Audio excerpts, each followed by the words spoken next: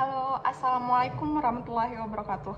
Kami dari kelompok 3 ingin menyajikan hasil wawancara kita kemarin dengan judul Pengaruh Penerapan Kurikulum Merdeka terhadap Kualitas Proses Pembelajaran di SMK Negeri 4 Mataram. Selanjutnya di sini kita mempunyai 6 anggota kelompok. Yang pertama, saya sendiri bernama Dea Septina Rizky, yang kedua Alivia Firdanaya, terus Agustina, Erik Koswanto, Muhammad Julianto Zohri, dan Firman Ashari. Pendidikan merupakan elemen fundamental dalam kemajuan suatu bangsa karena menjadi fondasi utama terbentuk karakter, kompetensi, dan kualitas sumber daya manusia yang unggul. Pemerintah Indonesia terus melakukan pembaruan terhadap sistem pendidikan yang nasional, salah satunya melalui penerapan kurikulum merdeka yang mulai diimplementasikan secara bertahap sejak tahun 2022. Kurikulum ini bertujuan untuk meningkatkan fleksibilitas pembelajaran, memberikan ruang bagi pengembangan minat dan bakat bagi siswa. Selanjutnya di sini kami mengambil rumusan masalah, yaitu bagaimana pengaruh penerapan kurikulum merdeka terhadap kualitas proses pembelajaran di SMK Negeri 4 Mataram, terutama dalam aspek keaktifan siswa, inovasi pengajaran guru, dan relevansi materi pembelajaran terhadap kebutuhan dunia kerja. Selanjutnya di sini akan disampaikan oleh teman-teman saya. Baik, selanjutnya saya akan membacakan metode penelitian. Penelitian ini menggunakan pendekatan kualitatif, deskriptif yang bertujuan untuk menggambarkan secara holistik fenomena yang terjadi dalam implementasi kurikulum merdeka di SMK 4 Mataram. Data diperoleh melalui teknik wawancara mendalam dengan wakil kepala sekolah bidang kurikulum dan beberapa siswa. Analisis data dilakukan dengan sistematis melalui tahapan reduksi data, penyajian data, dan penarikan kesimpulan dengan berfokus pada makna yang diberikan terhadap pembelajaran yang sedang berlangsung. Teori yang digunakan.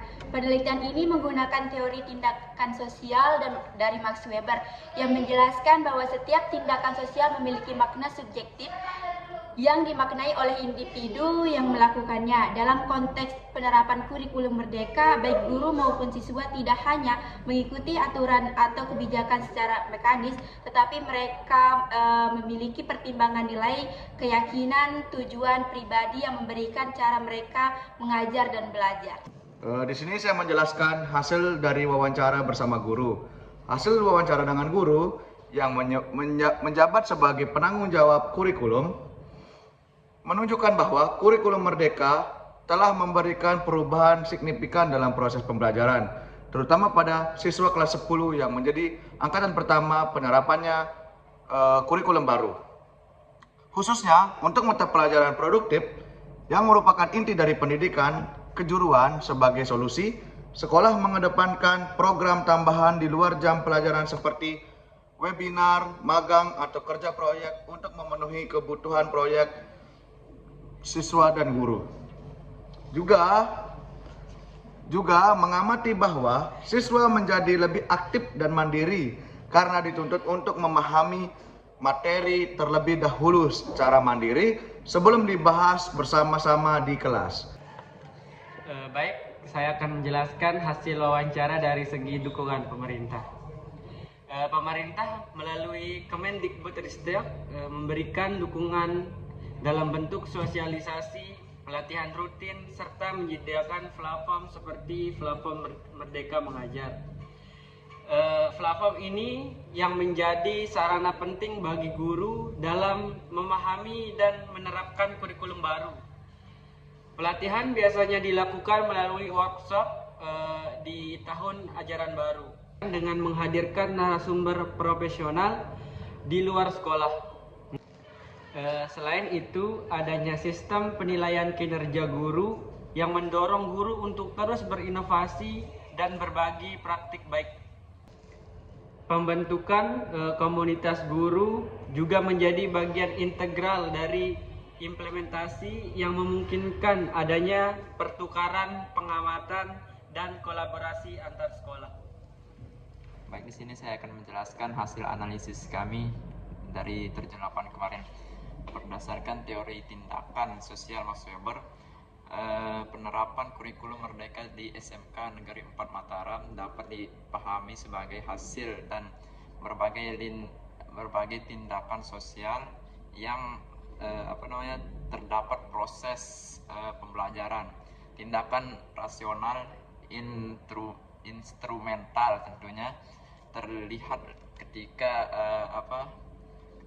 ketika guru merancang pembelajaran berbasis proyek untuk mencapai efektivitas belajar. Sementara tindakan rasional berorientasi nilai tercermin dalam upaya menanamkan nilai-nilai profil pembelajaran Pancasila sebagai dasar pembentukan karakter siswa. Di sini di sisi lain dapat kita jelaskan tindakan efektivitas muncul dari semangat maupun kecemasan guru dalam menghadapi perubahan kurikulum. Sedangkan tindakan tradisional tampak pada guru yang masih terpaku pada metode lama.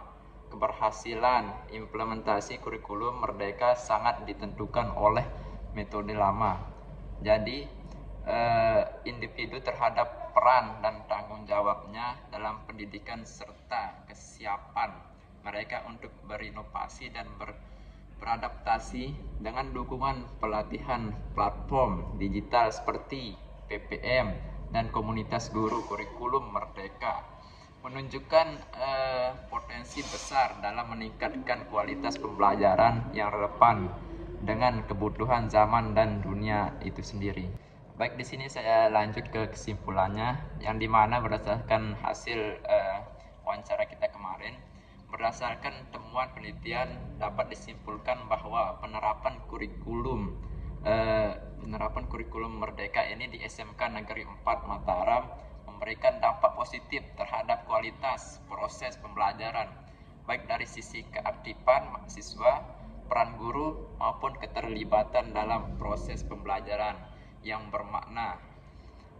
Dan walaupun mendapati tantangan seperti keterbatasan waktu, praktik, dan belum meratanya pemahaman guru terhadap filosofi kurikulum, secara umum respon warga sekolah terhadap kurikulum secara umum ini sangat baik dan mendukung keberlangsungannya, dukungan pelatihan, platform digital, dan komunitas guru yang memberikan kontribusi besar dalam memfasilitasi transisi menuju sistem pembelajaran yang lebih progresif dan adaptif. Jadi itu hasil dari wawancara kita kemarin. Sebagai penutup, kami mengucapkan mohon maaf jika terjadi kesalahan yang disengaja maupun tidak disengaja. Sekian, wassalamualaikum warahmatullahi wabarakatuh.